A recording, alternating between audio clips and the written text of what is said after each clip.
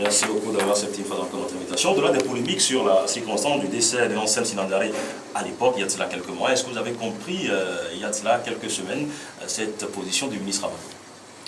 Il est clair aujourd'hui que c'était une contre-vérité que le ministre a déclamée lors de cette conférence de presse. La vérité médicale, elle est toute simple. Une contusion abdominale, en d'autres termes, un traumatisme abdominal, des coups portés sur le ventre, peuvent très bien occasionner une perforation intestinale. Et donc, je crois que c'était presque de la désinformation qu'une autorité de notre pays puisse affirmer sur des médias qu'une contusion abdominale ne peut pas occasionner une perforation intestinale. Et aujourd'hui, vous exigez que justice soit faite sur la mort donc, de ces deux jeunes élèves tués à Tapan. Qu'est-ce que vous faites concrètement dans ce sens, professeur? Disons qu'il y a eu plusieurs actions qui ont été posées depuis 2 mois. Lorsque nous avions entendu donc cette déclaration faite par le ministre du Travail, nous attendions à ce que une voie autorisée, en l'occurrence l'Ordre national des médecins du Togo, qui constitue vraiment l'institution médicale étatique autorisée dans de telles circonstances à rétablir la vérité. Nous attendions donc à ce que instantanément cette institution puisse dire à l'opinion togolaise ce qu'il en était par rapport aux déclarations du ministre. Nous avons attendu quelques jours, puisque rien ne se passait, nous sommes quand même permis d'adresser un courrier à l'ordre des médecins pour demander à l'ordre de se prononcer clairement.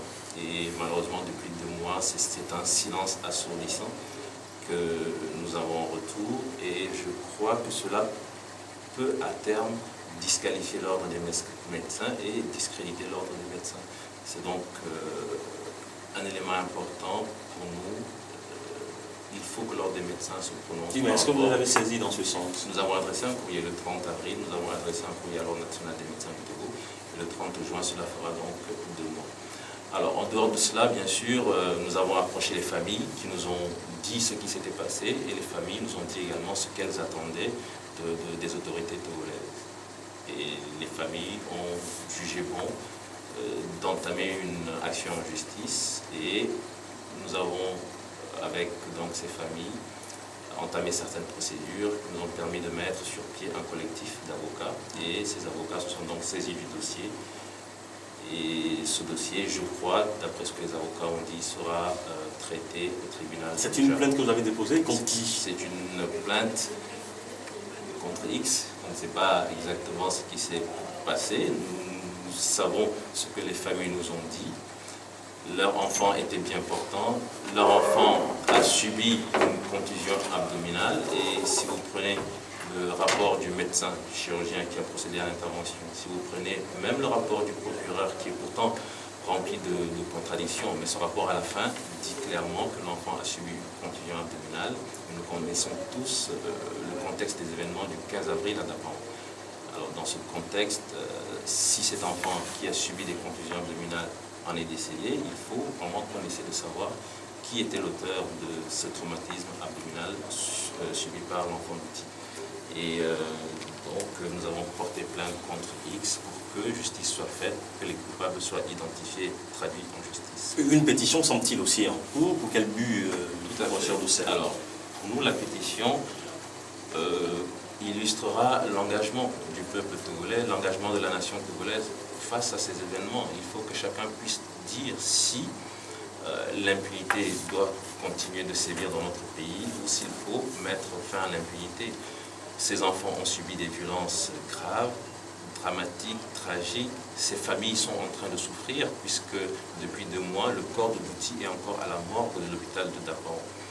Et par rapport à tout cela, je pense que toutes les consciences de toute la nation togolaise doivent être interpellées.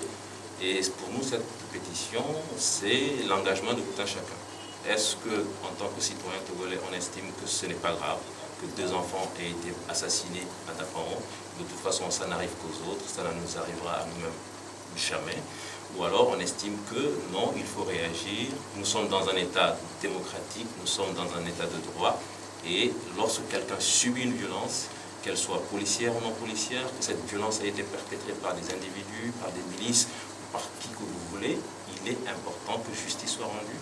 Il est important que les règles démocratiques entrent en jeu pour que les responsabilités soient situées et que les personnes soient tranquilles. Oh, mais pourquoi Douti n'est pas encore élevé jusque-là? Le blocage se situe à quel niveau, professeur?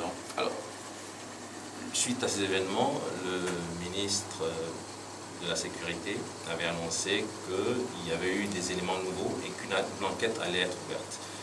Et les familles, bien sûr, légitimement espéraient des actions claires et précises, concrètes de la part de l'autorité judiciaire.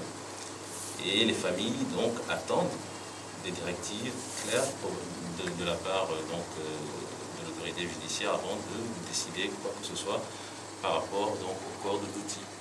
Et malheureusement, il a fallu attendre 2 mois après le décès de Douti avant que le procureur de Dapan ne daigne convoquer la maman de Douti pour savoir ce qui s'était passé. Et tous ces éléments contribuent à jeter du feu sur cette histoire. Donc l'hommage à ces 2 jeunes continue. Cet après-midi, vous organisez un grand concert à leur mémoire. Tout à fait. Alors cet après-midi, nous invitons les travailleurs, les élèves, tous ceux qui ont été vraiment touchés, ébranlés par cette malheureuse histoire.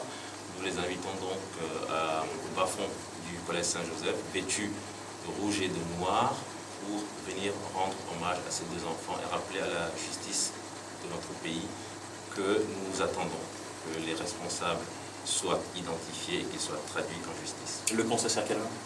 Le concert, c'est à 15h cet après-midi. Est-ce qu'on peut avoir une idée sur les artistes?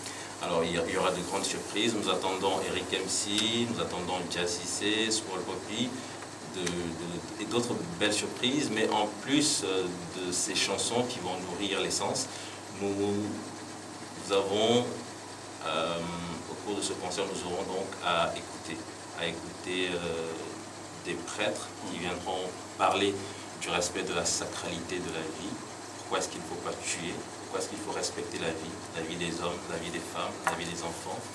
Et je crois que tout cela est quand même important dans une période assez sensible, puisque nous allons tous vers les élections et nous savons ce qui s'est déjà passé dans ce pays et nous ne voulons pas que ça se répète. D'accord, vous êtes membre du Saint-Fort et il se trouve que vous êtes aussi membre de la Cité des Travailleurs du Togo. En êtes-vous avec les négociations? Les négociations ont plus ou moins évolué, mais il faut dire que depuis quelques semaines, c'est le statu quo. Chacun est en train de se préparer peut-être à de nouvelles discussions. Les dernières propositions qui ont été faites par le gouvernement n'ont pas du tout satisfait la base. La base n'est pas d'accord avec la coordination. La base n'est pas d'accord. Il faudra certainement retourner autour de la table de négociation avec peut-être de nouvelles propositions de notre part et de nouvelles propositions de la part du gouvernement. D'accord, bien. Merci beaucoup, professeur David Doucet. Je rappelle que vous êtes membre du Saint-Fort.